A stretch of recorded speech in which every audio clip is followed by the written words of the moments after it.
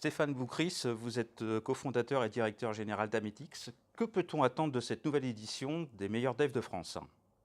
Le MDF 2018, c'est un très très gros événement puisque c'est près de 10 000 personnes.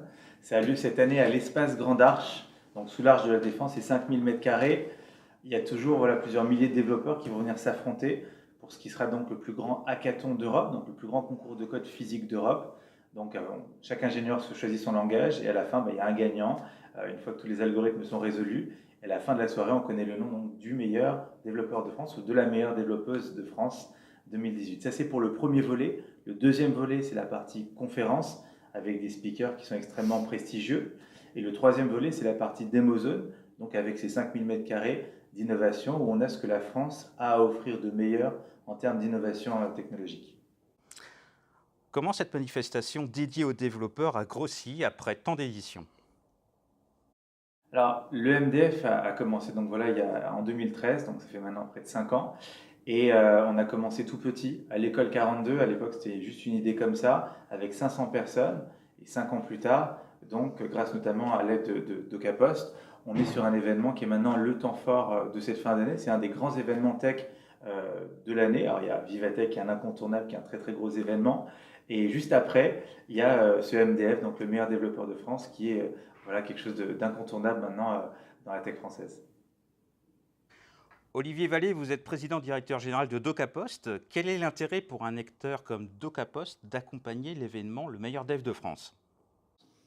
Alors, il y a plusieurs intérêts. Le premier intérêt, c'est qu'on est très fiers que Ametix, depuis 2 ans, ait rejoint la grande famille de DocaPost. Donc ça nous paraissait naturel de pouvoir s'associer avec Ametix pour faire de cet événement un événement d'envergure nationale et peut-être demain d'ailleurs d'envergure internationale.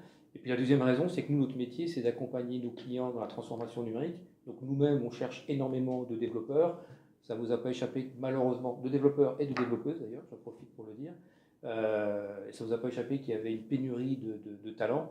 Donc ça nous semblait tout naturel de pouvoir participer à cet événement pour pouvoir encourager les jeunes, identifier les meilleurs talents et puis les mettre à l'honneur, car c'est franchement un très très beau métier. Et sans développeurs, il n'y a pas de programmes digitaux, ni de transformation numérique qui peuvent se faire. Pourquoi ce monde des développeurs est fascinant pour DocaPost? Qu'est-ce qui vous attire dans cet écosystème? Qui dit transformation digitale dit forcément besoin de développeurs. Donc DocaPost, nous, dans notre ADN, c'est notre métier. Donc nous, on est une filiale du groupe La Poste qui accompagnons les clients et le secteur public dans la transformation numérique. Donc on a besoin d'énormément de développeurs. C'est un métier passionnant, c'est un métier qui peut permettre à plein de jeunes de pouvoir, jeunes ou moins jeunes, évoluer.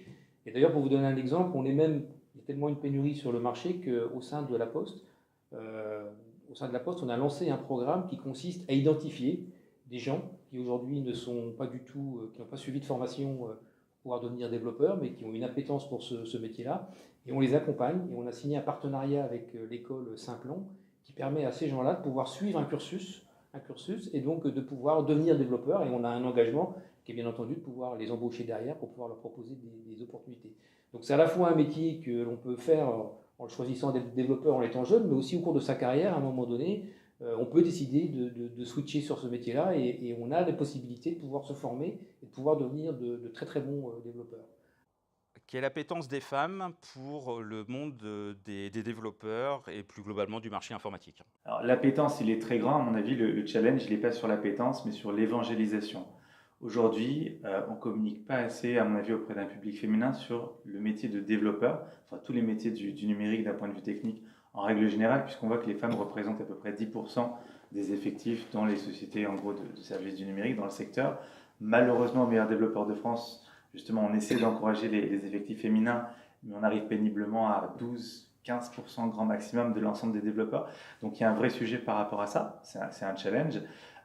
Et on pense à notre sens qu'il faudrait donc évangéliser, communiquer très en amont, dès le lycée par exemple, le collège et le lycée, sur le métier de développeur auprès de tous et pas seulement voilà, auprès d'un public masculin. Olivier Vallée, dans quelle mesure vous avez des développeurs au féminin au sein de vos équipes? Alors on en a, heureusement, et de plus en plus, mais comme le disait Stéphane, on n'en a pas assez.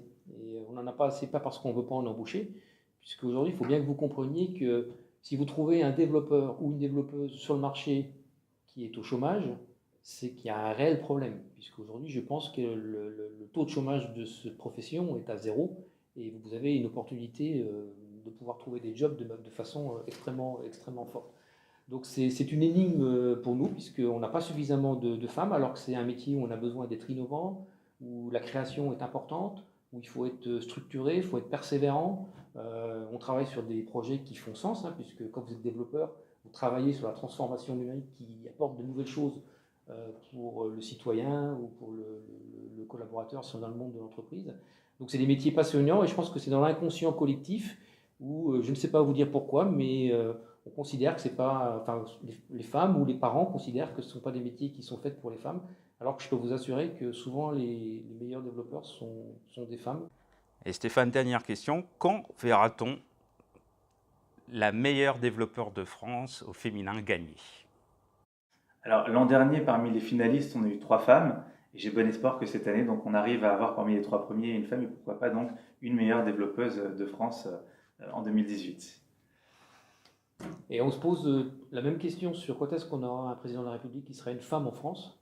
Et je fais le doux rêve qu'on aura plus de développeuses en France avant qu'on ait une femme présidente de la République éventuellement, ou que ça soit en même temps, mais en tous les cas, voilà où on en est aujourd'hui dans la société française. Donc je pense qu'on a un vrai sujet à travailler pour encourager les femmes à venir sur ces métiers-là. Mais on va y arriver.